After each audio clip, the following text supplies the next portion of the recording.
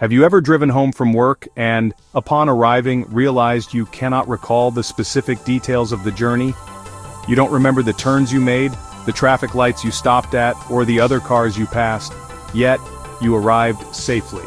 Your hands were on the wheel, your foot on the pedals, but your conscious mind was elsewhere, maybe planning dinner or replaying a conversation. This common experience reveals a profound truth about how our minds operate. We are governed by a powerful, silent autopilot that handles countless tasks without our direct supervision. It's a system of habit and intuition, a ghost in our mental machine that makes thousands of decisions for us every single day, from tying our shoelaces to judging a stranger's mood based on a fleeting facial expression. This hidden cognitive machinery isn't a flaw, it's a feature really, an evolutionary masterpiece of efficiency. Our brains are designed to conserve energy, and conscious, deliberate thought is expensive. To navigate the immense complexity of the world, we rely on mental shortcuts and automatic routines. These processes are so deeply embedded that we often mistake their outputs for objective reality. We feel a sudden sense of trust or distrust for someone we just met, and we believe it's a rational assessment, not the product of a rapid, unconscious calculation based on past experiences and ingrained biases.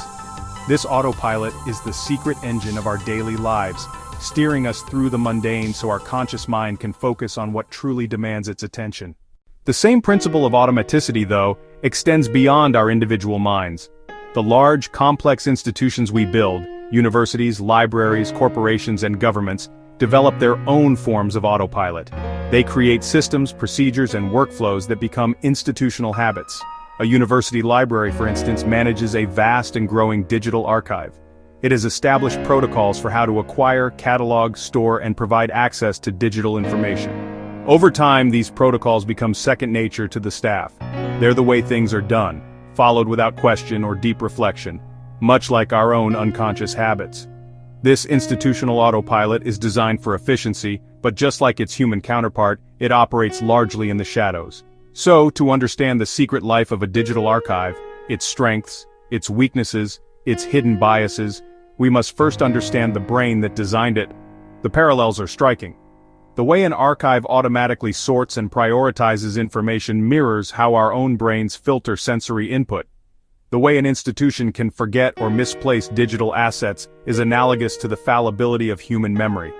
The unexamined biases embedded in an archival algorithm are reflections of the cognitive biases that shape our own judgments. By exploring the architecture of our own minds, we can shine a light on the hidden operations of the vast digital brains we are building. And in doing so, learn how to manage them with greater wisdom and care. To grasp how this mental autopilot functions, psychologists have proposed a useful model that divides our thinking into two distinct modes, System 1 and System 2. Think of System 1 as your fast, intuitive, and emotional brain. It operates automatically and quickly with little or no effort and no sense of voluntary control. When you hear a loud, unexpected noise, System 1 instantly directs your attention toward it. When you see the simple math problem 2 plus 2, the answer 4 appears in your mind effortlessly. This is the system that reads emotions on faces, completes common phrases, and drives your car on that familiar route home. It's the hero of our daily lives, a master of recognizing patterns and making snap judgments that are mostly accurate. In stark contrast, we have System 2. This is the slow, deliberate, and logical part of your mind. It's the conscious, reasoning self that we identify with, the one that thinks, decides, and believes.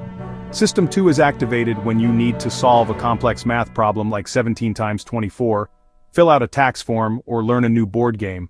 Its operations require significant mental effort and are easily disrupted. You can't calculate 17 times 24 while simultaneously making a difficult left turn in heavy traffic. The demands are just too great. System 2 is lazy by nature and will gladly defer to System 1 whenever possible. It acts as a final check on the impressions and intuitions offered up by System 1, but often, it simply endorses them without much scrutiny. The relationship between these two systems is the core drama of our mental life. System 1 continuously generates suggestions for System 2, impressions, intuitions, intentions, and feelings. If endorsed by System 2, these impressions and intuitions turn into beliefs, and impulses turn into voluntary actions. Most of the time, this works beautifully. System 1's rapid assessments are generally reliable, and its efficiency allows us to function without being paralyzed by an endless analysis of every minor detail.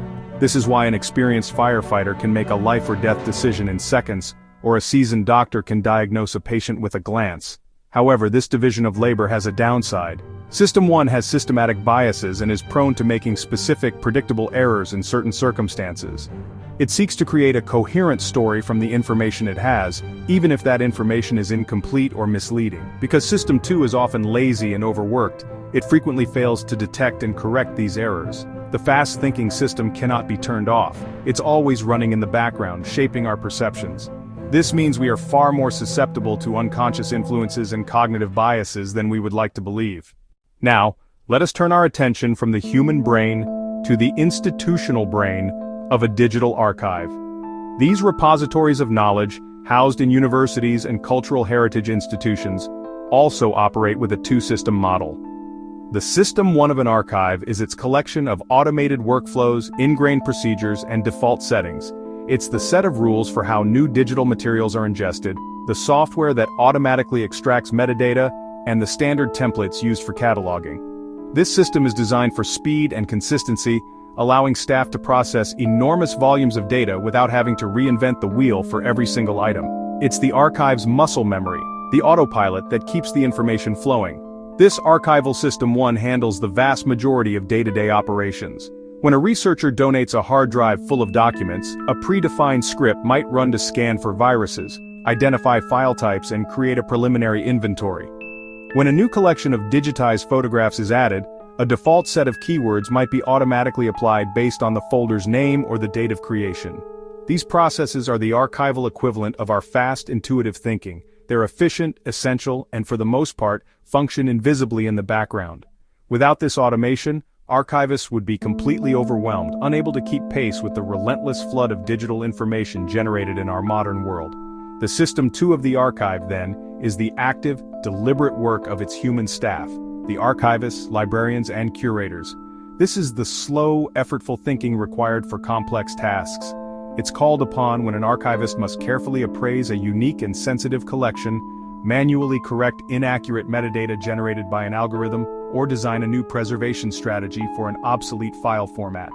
This work requires deep subject expertise, ethical consideration, and critical judgment. Just like our personal System 2, the archive System 2 is resource-intensive. It takes time, focus, and a significant budget to support this level of detailed, human-driven work. Crucially, the institutional System 2 is also lazy, not out of sloth but out of necessity. Due to limitations in staffing, funding, and time, it's impossible for archivists to apply deep, critical thought to every single digital object in their care. As a result, the institution comes to rely heavily on its automated System 1. The default settings become permanent. The initial machine-generated metadata is accepted without review. The established workflow is followed without questioning its underlying assumptions. The archive, like the human mind, defaults to the path of least resistance, allowing its autopilot to steer the ship while the conscious, critical crew is occupied with other pressing matters. This dependency creates a hidden world of unexamined decisions that shapes the historical record itself. In our personal lives, the shortcuts taken by System 1 can lead us into predictable cognitive traps. Consider the availability heuristic, where we judge the likelihood of an event by how easily examples come to mind. Because news media extensively covers dramatic events like plane crashes, we often perceive air travel as more dangerous than driving, even though statistics prove the opposite. Our fast-thinking brain latches onto the vivid, easily recalled image of a crash, overriding the more complex statistical reality that System 2 would need to analyze. This is a flaw in our judgment, a small but significant error produced by an otherwise useful mental shortcut. Our autopilot has made a mistake. Another common error is confirmation bias, our tendency to search for, interpret, and recall information in a way that confirms our pre-existing beliefs. System 1 automatically highlights evidence that fits the story it has already constructed, while System 2 often fails to actively seek out contradictory evidence.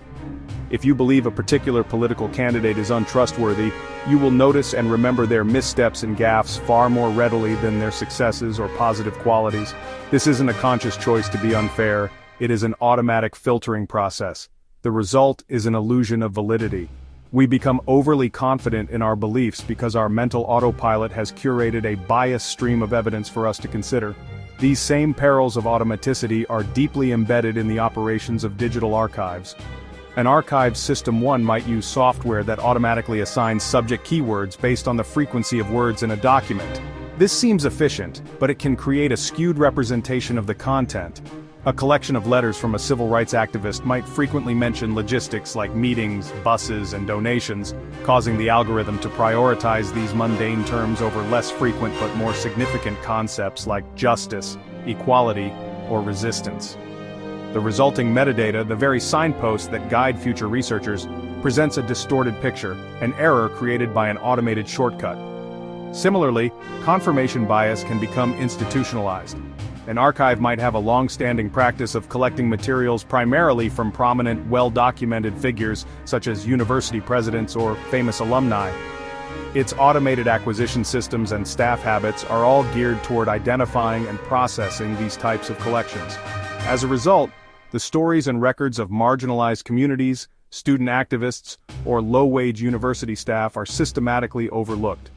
The archive's System 1, comfortable in its routine, keeps finding more of what it already has, confirming its own collection biases. The institution believes it is building a comprehensive record, but its autopilot is creating a history with significant and consequential blind spots. How then do we jolt ourselves out of this cognitive and institutional slumber? For individuals, the solution lies in deliberately engaging System 2. It begins with acknowledging the powerful influence of our mental autopilot and recognizing our own fallibility. We can actively slow down our thinking when faced with important decisions. We can ask simple questions. What information might I be missing? Am I falling back on a stereotype? Could the opposite of my initial conclusion be true? This practice of metacognition, thinking about our thinking, is like turning on a light in a dark room. It does not eliminate System 1, but it allows System 2 to perform its crucial role as a reviewer and corrector. We can also design our environment to prompt more deliberate thought. Creating checklists for complex tasks forces us to move through a process step by step, preventing us from taking convenient but potentially flawed shortcuts. Seeking out opinions from those who disagree with us is a powerful way to counteract confirmation bias, forcing our System 2 to grapple with evidence that our System 1 would prefer to ignore. Decision fatigue is a real constraint, so we must learn to conserve our limited System 2 energy for the choices that matter most. It is about building new habits of reflection, questioning, and intellectual humility, that make our thinking more robust and reliable. This same strategy of deliberate intervention must be applied to our digital archives. Institutions need to schedule regular formal reviews of their automated systems and workflows. This is the organizational equivalent of metacognition. It means pulling the System 1 procedures out into the open and subjecting them to the critical scrutiny of the System 2 staff. Why do we use this software? What are its known biases? Are our metadata standards inclusive and representative? This process should not be a one-time audit, but a sustained institutional habit of self-correction. It is about intentionally building moments of slow, deliberate thinking into the life cycle of the archive. Ultimately, the goal is to create a more mindful partnership between the fast and slow systems, both in our brains and in our archives. We need the efficiency of autopilot, but we cannot afford to let it steer us blindly into error and bias. We can build speed bumps into archival workflows, moments that require a human to review an automated decision before it becomes permanent. We can invest in training that teaches archivists to recognize and counteract institutional biases, just as we learn about our own cognitive biases. By waking up our institutional System 2, we can ensure that our digital archives do not become mere echo chambers of the past, but true, thoughtful, and evolving repositories of human memory.